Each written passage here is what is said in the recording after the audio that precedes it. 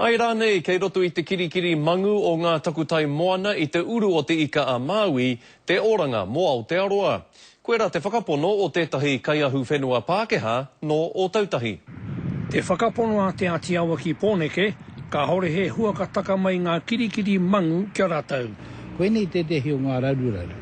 E mahi ana te tauiwi o tauiwi anake. Kare rātau e tino aro atu ki te mana whenua, ki te tangata whenua.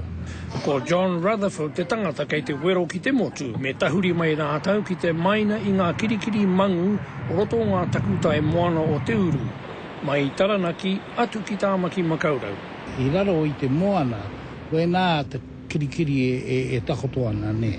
Nā ki au nei, mā wai e tia ki tēnei rawa o ngā mokopuna kei te ke mai. Koe nei te tehi o ngā whakaro ke roto I ahau.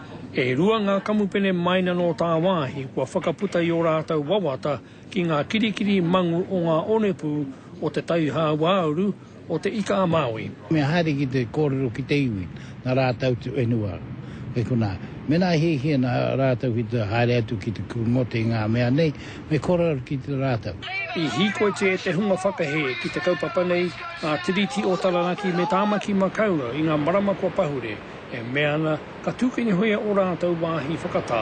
Koe nā I te mutunga o te rā, ku wai I whiwhi hua mai tēnei tū momo mai.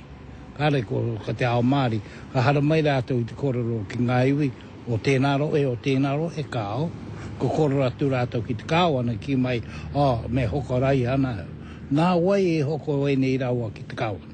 Ko te whakapona John Rutherford anō, ko riro ke ia te mana motuhake ki etahi o ngā wāhi kirikiri mangu ki te taihau wāuru o te ika a Māui.